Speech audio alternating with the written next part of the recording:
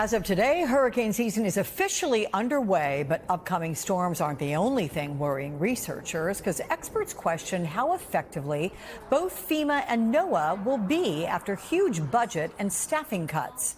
Joining me now is Deanne Criswell, former FEMA administrator. Deanne, welcome back to the show. Good to see you. So we saw Homeland Security Secretary Kristi Noem announce that the administration was getting rid of FEMA. That was back in March. But internal reports reviewed by NBC revealed that she approved a request to retain over 2,600 employees whose terms were set to expire. So what's happening here? Why do you think this is all happening? I think, Kristi Noem was a governor. And so she understands the needs that these states are going to have as we're facing hurricane season. And with the predictions of yet another above average hurricane season, while everybody will agree that changes can be made, it has to be done in a thoughtful way. And to do it quickly and abruptly before hurricane season hits is just going to put everybody in a potentially more vulnerable situation. So I think, the realization that, hey, we've got hurricane season upon us. We've got this commission that's looking at things. Let's make sure that we have the resources and the people that we need to be ready for this hurricane season, while at the same time, we're looking at what kind of efficiencies can we make in the future. Understood on all, but how ready? Because FEMA has canceled various management trainings, has limited travel to certain events, with NOAA predicting an above normal hurricane season this year. How critical are these trainings for emergency preparedness, and how big an impact do you expect these cuts to have? I think some of these trainings are going to be critical for some of these smaller jurisdictions. When we're talking about the National Fire Academy or the Emergency Management Institute, some of these are the only trainings that they have access to because of limited budgets. And when we talk about the personnel, I'll say that the men and the women of FEMA, they are dedicated first responders, dedicated public safety professionals. They're going to do what they need to do to make sure that they help the people that are impacted by severe storms.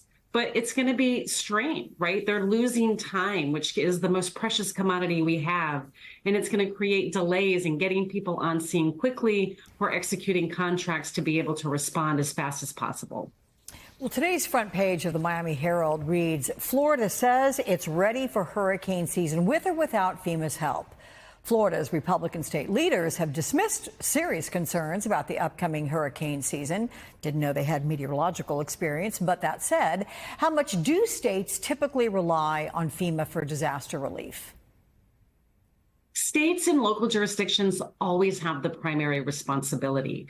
What FEMA does is come in when the incident itself has exceeded their capabilities. And when we're watching a hurricane, we know what the potential impacts are going to be. We pre-position resources either in the state or close to where the impact is going to be so they can be able to respond quickly. I think about the many hurricanes that hit Florida year after year while I was in my position, and we pre-positioned search and rescue teams. And we have an incident management team that sits right with that state director. And as they need resources, then they can communicate with each other, and FEMA can then employ those search and rescue teams where the state directs them to do so. And so that time piece is so critical of being able to have those resources in place before the storm hits so they can respond quickly. And look, when we think about hurricanes, we think about Florida, right? Just the way it is. The topography there, you think about it. What about something like Hurricane Helene? It goes and wallops North Carolina during the Biden administration. Is FEMA going to be prepared to be able to help something like that happens in a place that isn't necessarily as prone? It gets its hurricanes, but you know what I mean? Florida gets them all the time. Yeah, well, North Carolina gets hurricanes all the time, but usually on the coast and not in Appalachia. We're seeing these hurricanes impact communities in ways that we have never seen before. We talked about Hurricane Helene, you mentioned that, but even Hurricane Ida from a few years ago, it started in southern Louisiana in the New Orleans area. It went across the U.S. and left out in New York State, and it killed dozens of people in New York City from that hurricane. So these storms are becoming more and more unpredictable about where this excessive rainfall is going to happen. FEMA, again, the men and women of FEMA, they are going to make sure that they can do everything that they can to be in place and to support those states when they request help.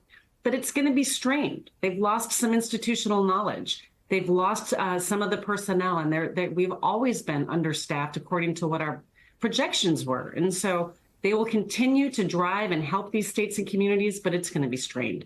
And under the Trump administration, disaster declarations, they've either been denied or they've been delayed for weeks. How much of this might be coming from FEMA's reduced role? Well, I think that the delay in getting these disaster declarations out there is this constant conversation about what role do we still want FEMA to play. And until they have the conversation, until they get the recommendations from this review council, I think that they need to continue to provide the level of consistency that states have come to depend on. Because if states can't prepare for what this new type of response or the new type of assistance is going to be, then they're going to be caught off guard and they're not going to be ready to be able to support their communities when these storms hit, not just in response, but more importantly during the recovery, because that's where the rebuilding happens. FEMA reimburses them for their rebuilding costs. They need to have some kind of an understanding of what can be expected from the federal government to help them with that rebuilding. And so it just is going to create delays in the ability to start that recovery process, and it can create an opportunity for these communities to be even more vulnerable. Deanna Criswell, thank you so much for the conversation. Appreciate you.